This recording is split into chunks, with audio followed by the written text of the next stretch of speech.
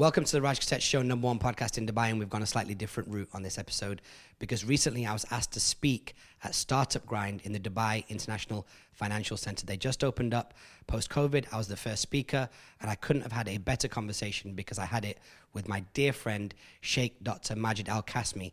The basis of the conversation is personal branding, how I've used it in the past, how it's helped me find incredible amounts of opportunities, including pivoting across different industries over 20 years, and how it acts as a form of resilience during down markets, not just over 2020 and 2021, but before that too. It's an incredible conversation. Majid drops some incredible gems, and I do too. So if you're into personal branding, you're going to really enjoy it. So much good stuff in here, and I would love to hear your feedback as well. I'm going to throw my email out there one more time, raj@creativecontentagency.com. If you're building your personal brand, drop me a message. But for now, enjoy the show. So we're talking brand, thinking like a brand, and you're the guru here. I only try to practice, but I was actually thinking to myself when you shared with me the subject matter, I don't think if we've ever properly spoken directly about, how do you take thinking like a brand out into the world? It's a good question. So it's probably most people's first time being at one of my talks or like hearing of me. So the background is this is super weird, by the way, right? It's a bit loud. It's a bit loud. The background is that, for those of you who don't know, I'm a shopkeeper's son, born in 1980, spent a lot of time serving different customers, went to university in 1998, realized that I wouldn't have enough money coming from a working class background to pay for all of the drinks and parties that I would ultimately end up consuming for the following 5 years. So I ended up promoting parties, eventually became a DJ. And that was my first hardcore introduction to the brand world because, as you know, the brand behind the party is what drives footfall there. And there was a pivotal point during that time. It was the first week of university in 1998. I went out onto the corner and the guy said, this is how much the tickets are. And I realized if I spend all of my money on education and music, like party tickets, I'm going to be broke. Yeah. So I said to him, how can I come to your parties for free in the future? And he said, well, sell me some tickets. What he didn't know is that there was 1,000 kids living in my building. So I took the elevator to the top floor, and then I came down the fire escapes, and I knocked on every single door, and I said, this party's going down. I sold enough tickets to justify mine being for free. And what happened was the transition from the top floor to the bottom floor was me turning into a brand. Nice. Because I went from a freshman to the ticket guy. Yeah. And no matter what happens, you inevitably become a brand if you associate yourself with something over the long term, right? And you become reliable. So the way I would explain it is, if somebody wrote the perfect 15 to 20 word sentence to describe you, and you took out 4 or 5 of the most important words, and other people could fill in the blanks, you have a brand. Yeah. The idea is you're walking around and everybody identifies with you with that. Yeah. Right. And they know they will always come back and find that. Yeah. And that's you as a person. I mean, it's what companies are doing all the time. And you turn out and you see a swoosh, exactly what you're getting. You see Google, exactly what you're getting. But when a person goes out, have you managed to communicate exactly that?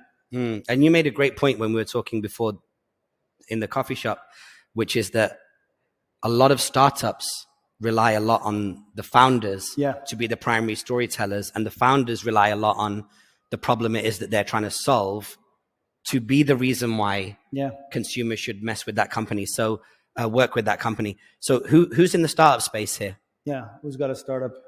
So that's a good clean 50%. It almost looks like exactly. Okay, so we're going to get into some Q&A. We're not going to be like patting each other's beavers for too long, right? Like we're gonna move on. But yeah, that's essentially what it is. And as you know, a brand is what people feel in the absence of you telling them. Yeah. What they know about you.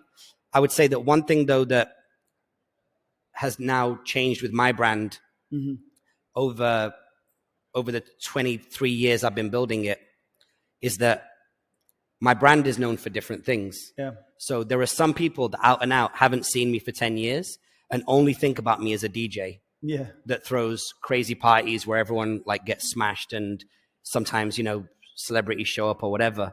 Other people only think about me as a brand and a strategy consultant. Yeah. Other people think about me as the guy from My Friends, Your Friends, who kind of like builds communities. Other people think about me as the guy who did Gary V's book launches and things of that nature. So they start to compound over time. But the reason why I agreed to today, and I was talking to the team about this, the reason why today's timing and coming to speak about this specifically is I've been head down, obviously because of COVID and things of that nature, and the business goes up and down as a result of that. But one of the benefits of a brand is you can then also transition what industries you're in, and you take your brand equity with you. So right now, I've been the street promoter. I've been like the hustler, hanging around with all the street guys and the bouncers and the dealers and all that kind of stuff. Been the guy who then became a DJ, became the events guy, became the Gary V, Russell Peters, Wu-Tang Clan associated guy, and then the consultant. Right now, I'm at a transitionary stage where I'm actually going into education and learning and development. And I need every single person who knows, likes, and trusts me worldwide to be like, if he could do A, B, and C, and D, he should be good for E. Yeah. Do you know what I mean? And education is a $7 trillion industry. So you don't need a big portion of it to lead a happy life. So my question then on the back of that is, what is the red thread that goes through A, B, C, and D? What is it that you, Raj, are known for? Aside for, you have different phases, right? You were the ticket guy, you were the DJ, you're the strategy guy. But in there's a thread, right? There's something that everybody knows Raj is good for as a brand, as a person. Yes, that's the best question ever. What's the common thread across all of them? I mean, I've got my answer for that for you, but no, I'm curious what self-awareness wise you're really thinking. I think when people see me, they know that I'm just a hustling ass mother. You know what I mean? Yeah. Like I will, I mean, I'm going to keep it really, really real with people. Like I live an incredible life, yet and still these tripods came here today in my car. Yeah. And these cameras came here today in my car and I charged them. Yeah. And the team helped with, the memory and all that kind of other stuff like that.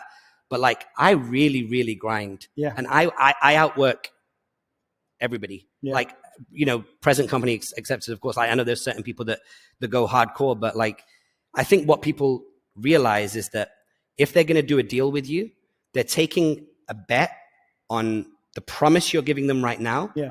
What they expect in the future, and they're taking a bet on what happens in between. Mm-hmm. So I'll give you a real example, and I don't want this to be a rant, right? So if anybody wants to hire me a therapist, you can do. But like, I still go to venues, 2 in the last 5-6 weeks, and I've been like, I'd like to hire your venue. I kid you, who did I go with? I think I went with Vic or somebody. Recently, I went on a Monday night to a venue, premium venue, 5-star venue in the city. It was empty. Like there was more dust in there than people. And it's a luxury 5-star venue. I spoke to the F&B manager and I said, I'll take this place on a Monday, as it is right now. I will fill it at no cost. Yeah. And they're like, well, we're going to need some evidence. Yeah. Like there's still people that don't believe me. Yeah. And so I can't switch off the hard work. I can't rest on my laurels. I've got 6 videos on the internet that if I show them to people, they're like, okay, I kind of get it. I can see that he's done it before. But it really is. The reason why people take a risk on you is they're like, I believe this guy. And I believe from what he's telling me to when he's going to do it, he's going to like bleed to get it done. I think that's probably what it is. There's that. And for me, is since I've known you when we were first introduced, it was super low key. Like you're so down to earth, but it's real talk. Like you're always straight to the point. And then just the wisdom starts like coming out. So I know when I'm calling you, I know exactly where we're going. Yeah. I know exactly the conversation. That's why we're here right now. I want Majid, like I know what conversation we're going to have. Yeah. And that vibe. And that's for me, the kind of the brand you are, right? And when I send people your way, I'm like, just talk to Raj. Like you'll get it when we speak to him. And by the way, another thing about the being like self-aware is that not everyone's okay with that. Yeah, it comes off as arrogance.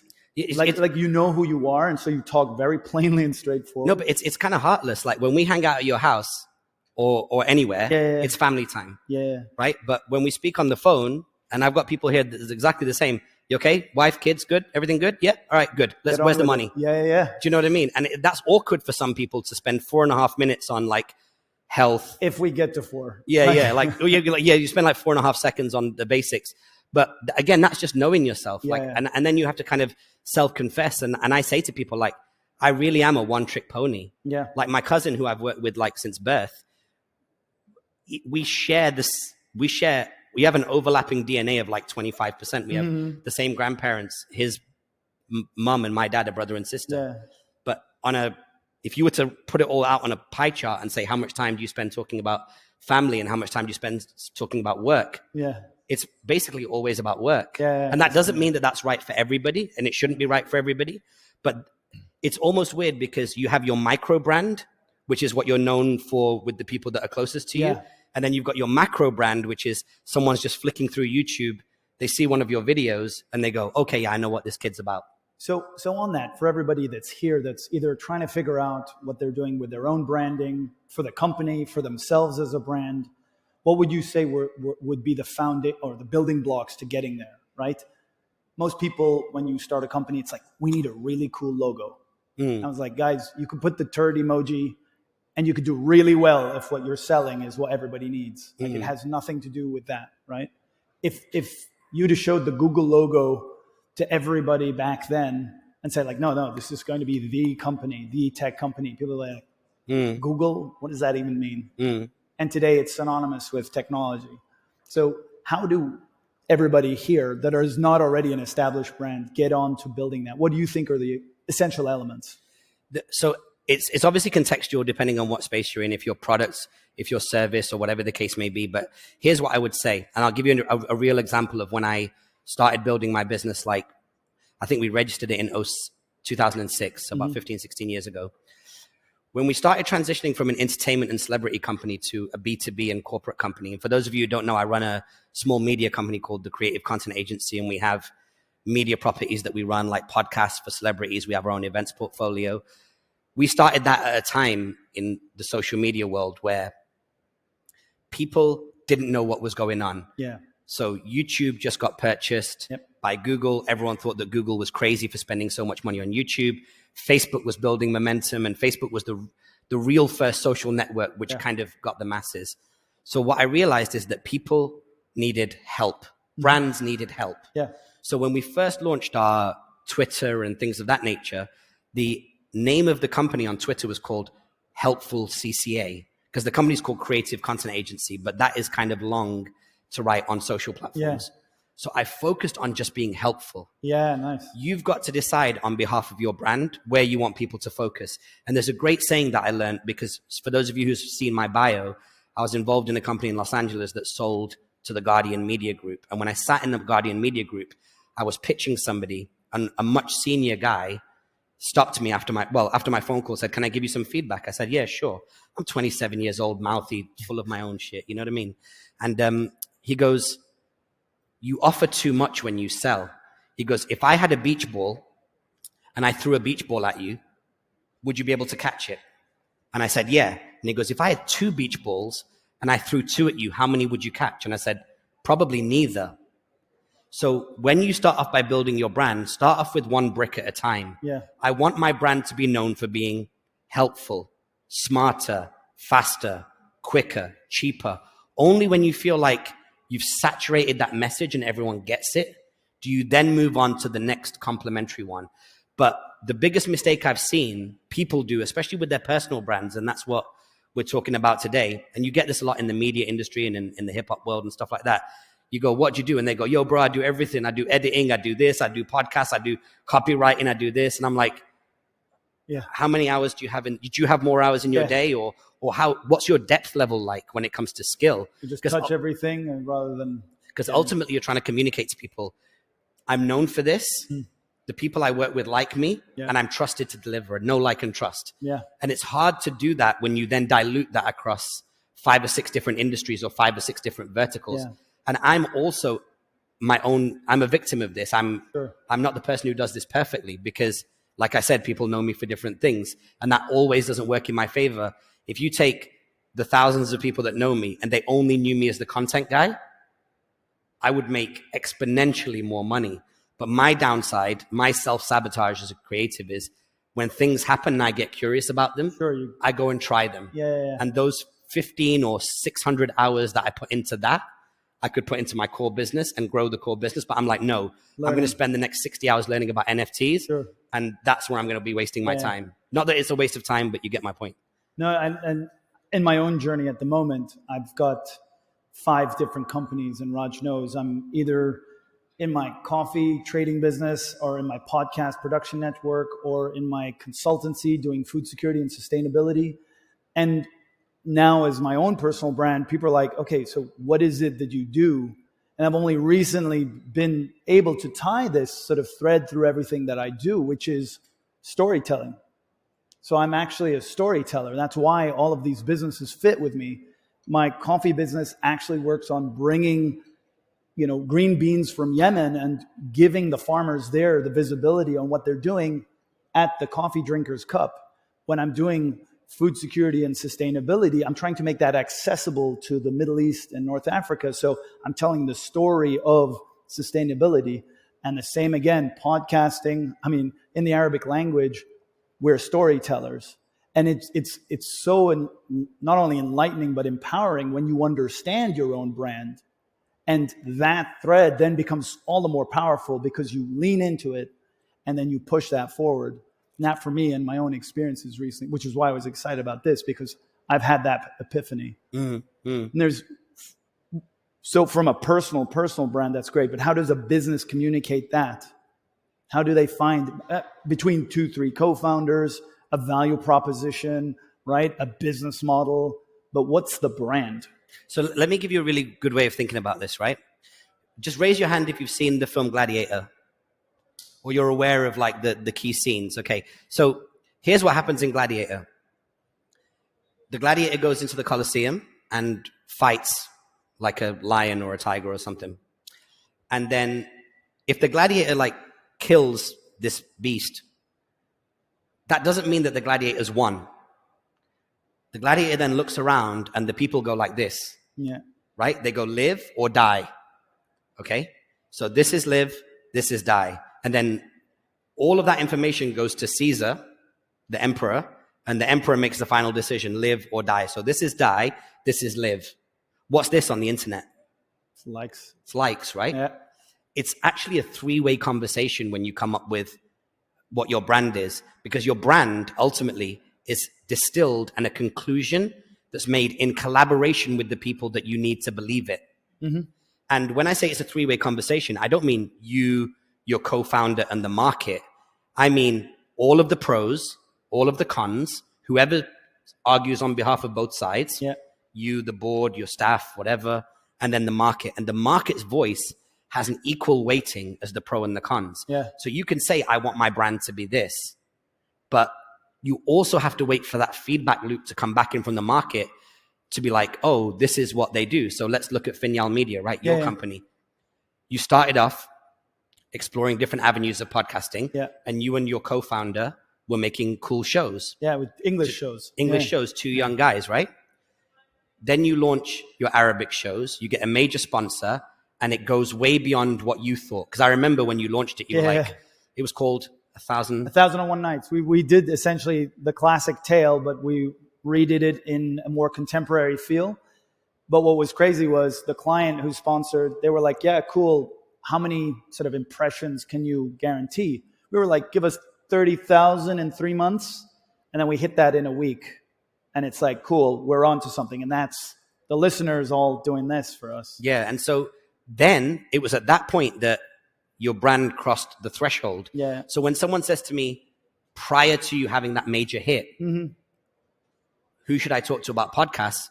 You're one of many. But when someone says to me, who do I talk to about Arabic first stories? I'm like, oh, well, you have to talk to Majid. And everyone has those moments. And honestly, you should be using as much of your career, especially if you're young, like if you're below 50, below 50, 45, you should be going all out for those hits. Yep. So like for me, if you look at my timeline, there's a couple of points in my timeline which are the things that people remember. So working with Gary Vee, launching 2 of his books, working with the Wu-Tang Clan, doing a mixtape with them, My Friends, Your Friends, a bunch of different things. Yeah. Right? It's been a long time. It's been a long time. You need to try and get those hits. Yeah. Like if you don't get top 10s or number 1s, I'm using a music analogy, then you can't be known for them. You need like a catalog. Yeah. And when those things compound, then each one of those things will have things that the market remember about them. And that's like your sub brand. But collectively, you're known for whatever it is that drew them all together. And I realized this recently. We just launched another brand called Taste Buds. Okay. So what Taste Buds is obviously, for those of you who don't know My Friends, Your Friends, we started it in 2017 with 12 people in a bar. It doesn't matter whether you're part of the royal family or whether you rescue animals for a living. We don't care about your background, how much money you make, what your passion is. If you're a good person, come along to this bar, bring your friends, everybody will get the first drink for free, and we just hang out. The vibe is not about dating. It's not about biz dev. It's like if I had a house party, I'm like, yo, Majid, you should talk to this person. Like, so that's the thing that we created.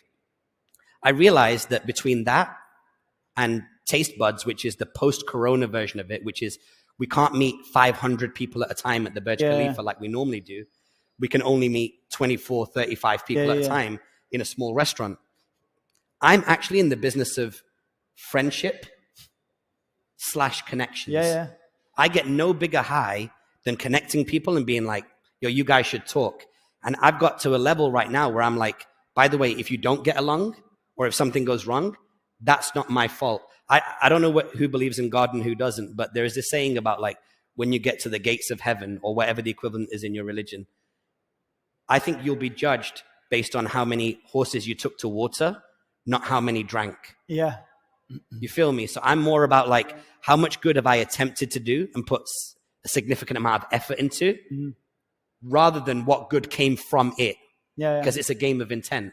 So yours is, okay, I'm in the business of storytelling because when you peel back all of the layers of your business, whether it be coffee or industry or media, at the end of the day, you believe that they're going to be driven forward by stories. Absolutely. Right? Other things can be culture, connection, friendship, sustainability, environment, gender equality. It doesn't matter. But that ultimately becomes this common thread. There's this, for me, the thing is, what everybody here needs to be thinking about is that's part of the process, is learning that. It isn't always a very objective-driven exercise to be like, this is going to be my brand.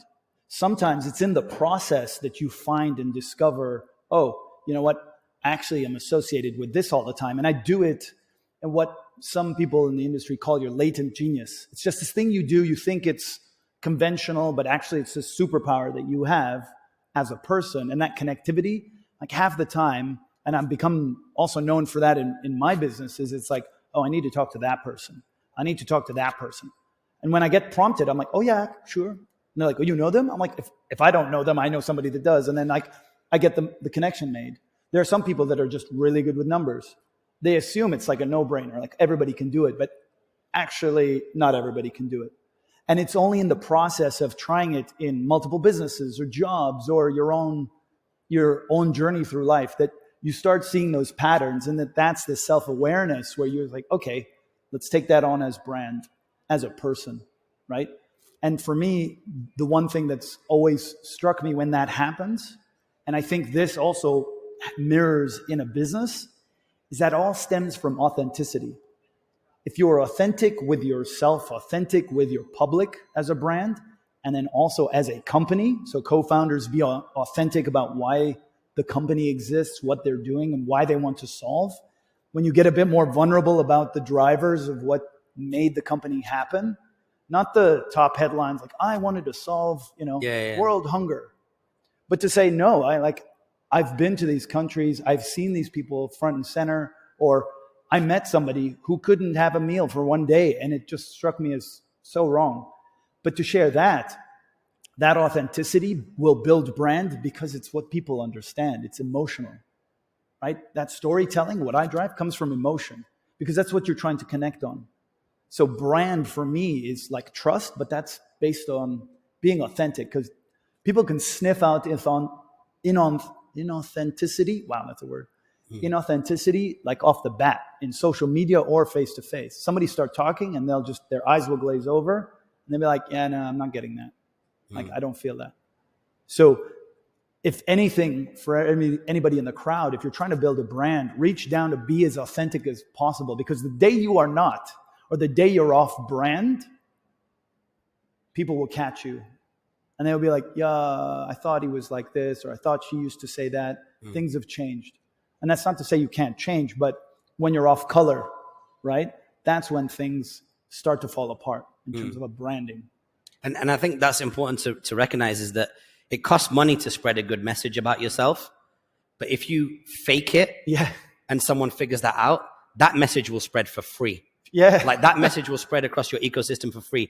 You can spend thousands on PR, marketing, whatever you want to be like, we're known for this, we're good for this, we can solve this. But the moment that you are seen in a restaurant being an asshole to a waiter, boom, and then the person who sees you is the sister-in-law of somebody who's about to sign a deal with you, it all falls apart. And the worst thing is, you might not even know why. And so before we kind of head into like Q&A and stuff,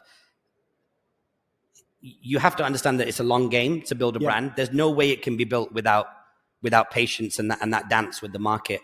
And also there's hard work and there's investment. Yeah. If you took all of the money I spend on a yearly basis on staff, cameras, unnecessary stuff like hardware that we never end up using in our business, that's an extra 1 to 2 bedrooms in my apartment. Like I could live in that much of a better place. I could drive that much of a better car. I don't care about those things personally. I care more about spending the money on the business.